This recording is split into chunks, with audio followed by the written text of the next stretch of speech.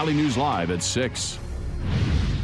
Whether it's last-minute Christmas shopping or maybe you and the family are heading out early to start the holiday celebration. That's Interstate 94 in South Fargo. Traffic is flowing and it looks to be quite a bit of it. The weather certainly isn't a problem, and that's not always the case this time of year. So with so much riding on conditions in our weather, let's begin with Hutch in tonight's No Wait Weather Planner. Hutch? Mike, thanks so much. Temperature-wise, we're looking pretty good across the valley, but we have had soupy skies across the area today and reduced visibilities, and a few areas do have some low clouds and fog still lingering, with some spots that could still be seeing some light drizzle, even though it's not showing up here on the radar. So we want you to keep that in mind if you're getting out this Friday night for travel. Now, we do have some mild air heading our way. Look at the temperatures in the western Dakotas, near 40, and some of us will be near 40 tomorrow. So travel this weekend, if you are heading in the roads, things are looking pretty good. Although we could still see slippery spots with winds blowing a little bit of snow on area roads. Tonight, temperatures nearly steady.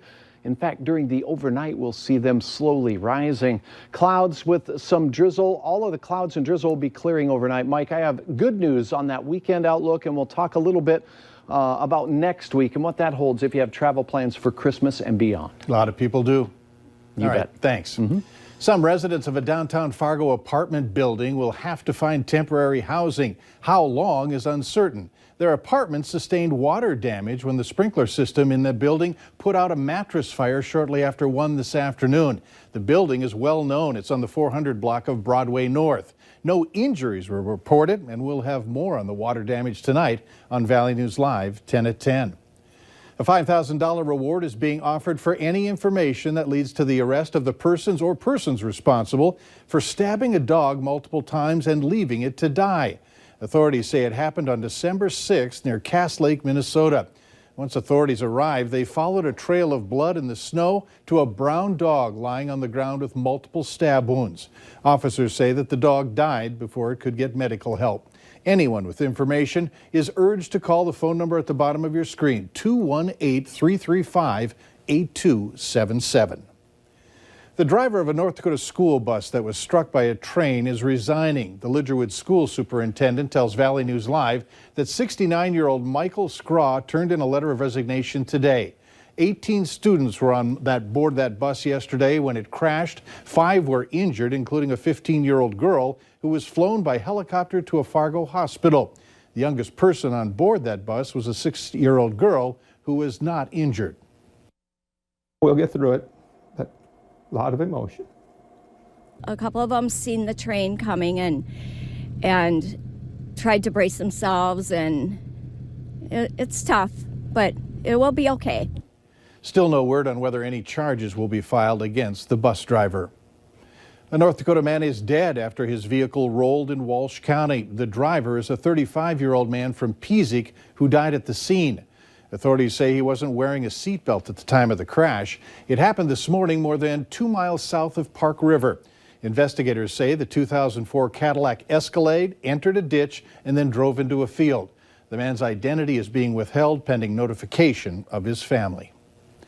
It's Friday, so it's time to take a look at this week's Valley's Most Wanted. Police say this individual, 37-year-old Elvira Grant, is wanted for failure to appear on a drug possession charge. Call your local law enforcement if you have any information. In Bemidji, police are asking for your help locating this person of interest in an ongoing investigation. And if you have any information, call 218-333-8309 and reference photo 425. Authorities want you to know about a high-risk sex offender that has moved to Valley City. 23-year-old Justin Gibson is at 3523 Webster Subdivision. Gibson pleaded guilty to corruption of a minor victim. He had intercourse with a 17-year-old female on multiple occasions. Minnesota health officials say an outbreak of early flu strains has contributed to the deaths of 6 people. There were 80 cases of flu-like illnesses reported to the state last week, and that's a 5-fold increase from the week before. The health department says the flu continues to spread statewide, with cases reported in every region. It has hit children particularly hard. They have a higher than usual share of the 262 flu-related hospitalizations so far this season, although none of the deaths involved children. Keep out of the Fargo-Moorhead Community Theater in Island Park. That's what officials are urging you to do, as the building is now marked as being unsafe. We first brought you this report last weekend when performances were canceled due in part to the roof caving in. Valley News Team's Callie Hubbard talked with those today that say this could be it for the historic building. It's been nearly a week since the FMCT canceled their performance of A Christmas Carol. First, they were told they had to evacuate, crossing their fingers for good news.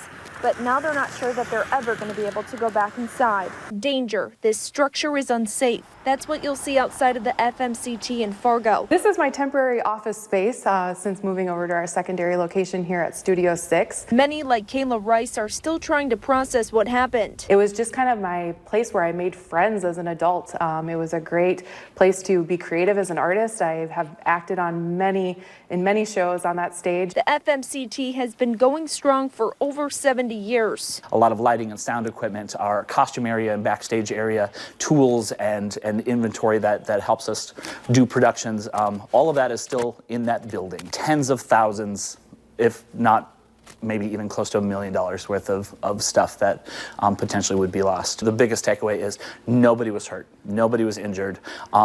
We can replace all of everything else. We can replace building, we can replace equipment, but we could have never replaced people. Right now, the question is whether or not they can fix the auditorium or if they must say goodbye. In Fargo, Callie Hubbard, Valley News Live. Performances have since been sent to different locations, and to find out where, you can check our website at valleynewslive.com. The Bison football team takes on the Montana State Bobcats tomorrow afternoon. Game time is at 1 o'clock at the Fargo Dorm. And you can watch it on ESPN2. The Farmers Union Insurance Bison football pregame show, that's going to start on KVLY at noon. And at 10:30 Sunday morning, you can watch the Coaches Show with Matt Entz on KX4. Also, be sure to wake up early on Sunday to catch Full Court Press with Greta Van Susteren. This week, Full Court Press will feature interviews with Congresswoman Sheila Jackson Lee and Congressman Jeff Fortenberry. They will discuss many topics such as impeachment, bipartisanship in Washington, D.C., and the insurance bill. Full Court Press airs Sunday at 6:30 a.m. only on KVLY. Later on KVLY's news at 6 o'clock, Unsolved Case, how technology could help in finding out what happened to NDSU student Tom Bierson. We had a great day here in the valley. A few clouds still lingering, but we have some promising signs. Some of this warm air to our west is heading our way. I'll have details on that. We'll take a peek at your holiday week forecast for travelers as well right after this.